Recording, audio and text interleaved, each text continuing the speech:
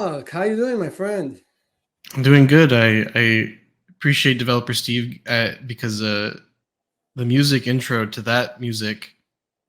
I mean, he didn't know it was coming up, so I appreciate the whiplash of Wow, wow, of the wow, genre.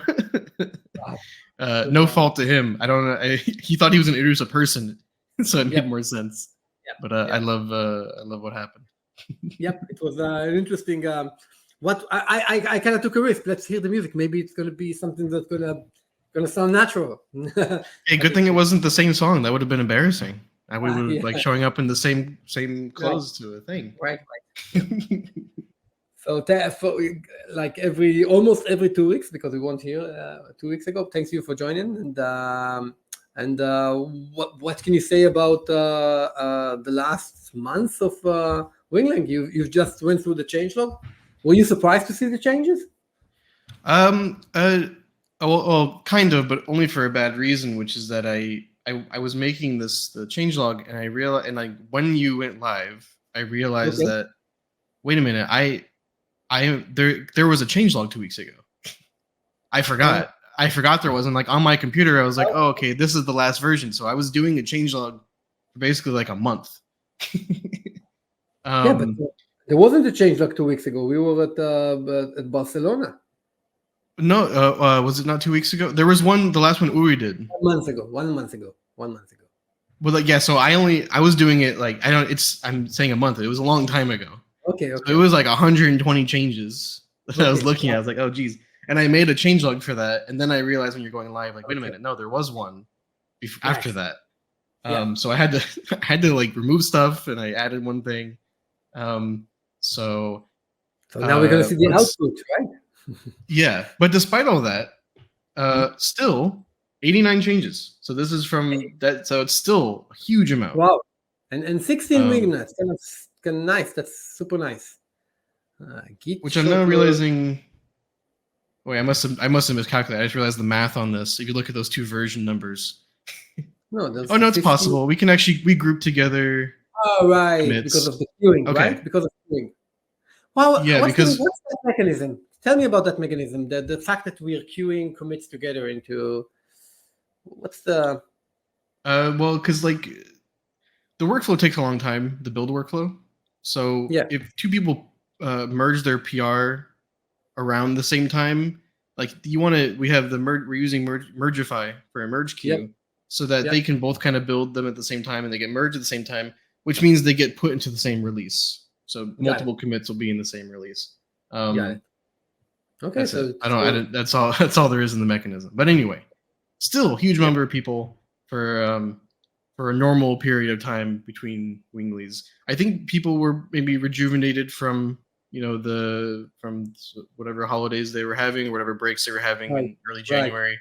right. So there's been a lot of activity. I know there's been a lot of activity from the Wing team side as well. Okay. So Not a lot of breaking changes. Is this a dawn of a new day or just a coincidence? just a coincidence. There was 3 breaking changes like a couple of weeks within the last like period of time. So it was just Got we're just in the gap right now it. Okay, of no breaking changes. But I don't know. Maybe there'll be less over time. got it. Okay. So let's get it started. First up is a change from Chris. There is the addition of this node Nice. of global built-in. Hmm. This technically was something that you could do before. I believe it was under like maybe a std.node or Yep. something that you could get. You could. There was a static function on a class that you could call to get this. Yeah. But I think we deemed the use case important enough to expose it as a global, as like a shortcut to getting Yeah. this. As I point out Yeah. here, it's kind of useful for some some inner workings of Wing, but also like a really common use case when building resources is to create singletons, which are Okay. like instances of resources that are at the app level or at the root level, Right. Right. so that they're shared among many Right. places. Like aiding a provider, right? That's a classic use case for a singleton, right? Yeah, Or exactly. if you I didn't see write or that something. use case here because it's a little longer. And I don't Yeah. want to fit it, But but that, you get the but the idea. east test environment feels like it's gonna take some time. But if it's gonna be as common as it feels right now, it's also going to turn into something that is shorter than node off bucket dot app dot is test environment.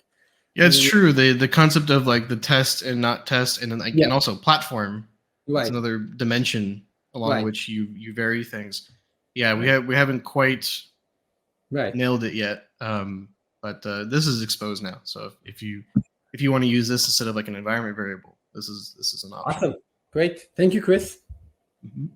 Next up, we have Gary, which I should point out, Gary had so many changes. Oh, really? I think it was like 18 of them or like something. Wow. In my first version, he had like 25 changes. In my version, that was over many versions. But yeah, huge amount of changes. So let's go over a few of them. Okay. Just a few. Okay. Big one here is this shell and exec utility functions to access the shell and execute programs. Right now, only available in flight. And this is something that people were using extern for everywhere. It was like one of the most common uses of extern to use raw JavaScript to do this. So now we have it available. I like the fact that you put in the first example the util.shell, the Gary with how do you call it, quotes, to indicate that this is running a shell and the quotes will disappear. I mean, this is actually going to run inside the shell, so the quote on top of Gary will just disappear because it's just. Well, no, they actually won't. I just probably didn't need the quotes there. No, you don't have to use the quotes, but the test. Yeah, the test pass will use the quotes, right? It would, but yeah, you're right. Yeah, you don't have to use the quotes, right? Of course. You didn't have to use it here. I think I wrote something different before, and then that needed quotes. Maybe thanks, Gary. That's. But then there was too much repetition in the test. Yeah, maybe. I think I was testing like shell injections. Okay. Before I did this, and then I was like, oh yeah, I should do the changelog version of this and just say and not put injections in here for fun. Yeah. It's so fun. Classic. Yeah. Awesome. So I'll say thank you to Gary for that, but we have more from him. So before further thanking him, let's go to the next one. Nice. In all of our targets now, when we say like least permissions, we generate like Wing generates least permissions or least privilege permissions. Sorry. Right. That wasn't really true yet for GCP. It kind of, I believe the implementation used like some sort of like built-in account for each resource. So like if you're accessing a bucket, you had access like to all buckets, or you had access to all operations on a bucket. Sorry, not a bucket. What's the storage system of GCP? I think Google Storage. Okay. I think so. Like it wasn't permissive is the point. Or it was too permissive. And now, thanks to Gary, he added the functionality that it will actually generate custom roles similar to how we do elsewhere that contain only the things that you need, such as like a get or delete type of thing. Nice. So nice. Yeah. Yeah. Super important parity to have parity between these clouds. Interesting. And awesome. That was the two from. I had another one, but I had to delete it because it wasn't in this version. Okay. But so for now, I'll move on to a first-time contributor. You didn't say thanks, Gary, before, and now you're not saying thanks, Gary, on the second. I'm pretty sure I said it like five. I said it like 5 times. Okay. Gary, you're fine. Thank you. We'll see you in Slack. Oh. And now we have John. Yeah. So first-time contributor. John added several of the our math library is actually, or the math namespace module, I would call it. Okay. Has already several functions. It's actually a pretty rich library in terms of use cases, but we didn't have log, which is, I think, I'm assuming John had a use case for it if he needed to add it and we saw it missing. So the various log bases and a sign, which I feel like I've wanted to use something like that, and I just never thought of it being a built-in, like checking just like getting the sign of a number. I feel like I've never even considered that being, but now I'm thinking like, oh, I probably could have used that before. It's also in like the Node math library as well. And it returns I mean, it returns a number -1, 1 or 0, right? This is interesting. Why would you not just check if it's bigger than 0, smaller than 0, and equal to 0? I mean, what's the difference? I don't. I think it probably depends on how you want to write the code that you're writing. I mean, you could say the same about a lot of math functions. You could just you could write some of the math operations that go into it. Yeah. Arguable, I think sine could eventually also be used for we don't have this right now, but mapping function, first order function type, you're mapping this function over a list of things. Got it. Okay. Okay. So we don't have that now, so it's whatever, but we're just building up a more rich standard library, which I think goes along with a lot of our we have an opinionated and dense standard library, and we want it to be more so. That's kind of a opinion we have in general. So if you will have a good use case for sine, that's the time to show it. Awesome. Yeah, Thank you, he added it. Yeah. Yep. Definitely. So thank you to him for that. Next up, first I want to say for this person, they actually contributed before in 2022. Nice. We don't have a lot of people that we have a lot of people that contributed early, but a lot of them kept were kept around. Right. This is someone who I'm glad to see them back. I remember their PR, their first PR. So thank you for adding bucket or delete to bucket long ago. Nice. And now coming back to add this feature. So doing this already works for numbers, where you could do it an addition assignment. Oh, really? Where you know that works. It already works for numbers, but it didn't work for strings, which was weird because strings also do support concatenation with the plus operator. Makes sense. So it kind of just makes sense that this would also work. And now it does. Awesome. Great. Yeah. So thank you. Yeah, thank you, TXX Nano. I don't know if they're comfortable with me using their real name. I never know that with this, because it is available. But I'll leave it to him if he wants. If he's going to keep contributing, let me know. Reach out on Slack. If you want, I can put your actual name there as well. Awesome. So let's go to the next. And thank you for that. The last two are from Yoav, which I'm leaving the best one for last. I don't know if you've seen it yet, Eyal, but I think you'll love the last one. But start with this one first. So parentheses can now be in type annotations.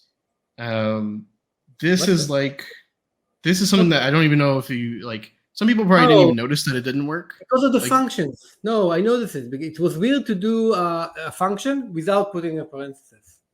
It's and the example with the question mark here is a great example. This is how can you do this before? You couldn't. You couldn't. Right. This was actually the point of the point of the PR. Was to allow for this, because this was impossible to express. That was impossible. Right. Yeah. And now it's possible. Yeah, we don't have type def, right? You could usually do this with type def, right? But we don't have it, and it wasn't possible, and it annoyed me. Not that I've ever commented on this ticket or ever found it, but it annoyed me. But then I did and that's it. Move yeah, and this works anyway. It's this will work in your your interfaces and your class, definitions. Yeah, this is nice. This is nice. Really nice. In your in members, this is super nice with the fact that we have eager kind of lazy evaluation. Now it's actually you can have a kind of an optional function and then call it later. That's super nice right now. Yeah, exactly. I'm sure it'll also be useful too for other. I'm trying to think of I don't know, readability. My example isn't particularly useful, no. But I have seen cases if you have somewhat complex types, because we don't have type aliasing in any way. Right. It might be useful just to have this, and it kind of makes sense that it works. It's almost like you're treating the types kind of like an expression in your mind. They're different. Just start getting functions as arguments inside functions, and that's it. It's without parentheses, it's not possible to parse as a human. Mhm. Yeah. All right, so Awesome. thank you for that, and I'll go to the I'll go to the last one that's Networking. that's not That's coming. Oh gosh, I even built it up that this would be your favorite one. oh my God! What a Oh, okay, disappointment. wait, sorry. Okay, give me 1 second. Not that camera. This camera. Okay. So this change is related to in-flight closures. Okay. And I'm trying to get it. So I'm assuming you haven't. It was merged today from Yoav. Okay. No, I haven't seen it. Okay, I got it working. Let me share again. Sorry about that. Get excited. You ready? I'm Are you psyched. are you about to fall over right now from how insane this is about to be? This is starting to be unhealthy for me. This is my blood pressure is going high. You're not sharing the screen. Anticipation is killing me. Okay, it's sharing now. Okay. So, oh, yes. You're right. You're already excited. So, yeah, a big problem with closures, and this is related to how they work under the hood, which we can talk about if we want.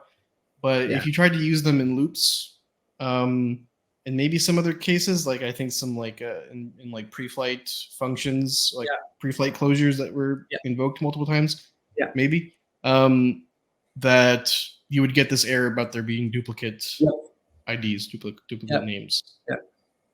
This doesn't happen now. Yeah, and the reason I like it a lot because I mean, I wanted to play. I want to say this is a kind of this is the classic example that you put in the ticket to say this is not working, fix it. But I wanted to play with stuff like the Wing Cloud team has done some TypeScript, RPC, something that kind of an ORM like for Open API. And I want to use that Open API to kind of go over different routes and just add in-flight function, right? Can't create an in-flight function inside the for loop. That's. I mean, if I want to go over all the get for this and just connect this to some function, programmatically kind of configure my API gateway, I couldn't do it, and I was super annoyed by this. And the mechanic why it didn't work is also kind of quite crazy. I mean, it's a deep implementation detail of how we implement in-flight, right? Yeah, I mean the short version of it is that in-flights are also themselves a resource, and resources need to have unique IDs. Right. And that's why I can stop the explanation there. I remember I implemented something partially in this direction to kind of not actually require that in-flights be resources, but we were still generating. I didn't go the extra mile to actually stop it from breaking in the compiler. Right. So thank you to Yoav for changing that. Yeah. Your TypeScript work kind of set it up, right? To allow that mechanism to be basically. No, it was before that, but it was. I mean, it's related. It's very related. I considered it a prerequisite for writing Wing and TypeScript, which we'll probably talk about next time, but not today. That would be maybe we need more than just the change log for that specific demo. Okay. So thank you, Yoav, for doing this. What would be this? What will it be? Closure 1, 2? What you know? What's going to be the result here of the actual resource IDs, the in-flight resource ID? Yeah, it'll be still an incrementing number, but it will be a runtime number rather than a like what we had before was like statically. It was a statically known number, like as it was seen in the code. That's why it didn't work in a for loop, because it was static. It didn't, no. So now it's runtime. The nice thing about this is related to the change I did before, that the IDs aren't actually used for anything. Right. Exactly. Like, so now they were before. Now they're not. So we don't actually care what they are as long as they're never conflicting. They were before. They were used. They were used. I believe they were used in the like IDs. Like they were used as IDs of other resources. Like if you were making a handler function, the ID of like the handler would have this, and it would actually. So it would be important for it to be stable. Because if you like moved it around in the code and it changed numbers, your whole thing would your Terraform or whatever would change. And now it still wouldn't, because we don't care about what the IDs are. Right. They're just used to distinguish between different instances, and that's it. Right. Makes a lot of sense. Awesome. Thank you, Yoav. Thank you for doing this. That was the last one, right? And that was all. That was all, my friend. Thank you very much. It was a pleasure, like always. Are you familiar with our raffle? Are you aware of the fact that we've done a raffle for a Winglang cup or a Winglang mug? I'm aware of it. I didn't enter. It felt like a conflict of interest, even though I would like a mug. I don't have So one.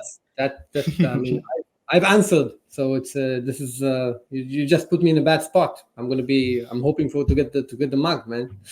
I'm pretty sure it would be a bad look if you won the mug. I'm just gonna say that out loud. If I don't know what's gonna happen.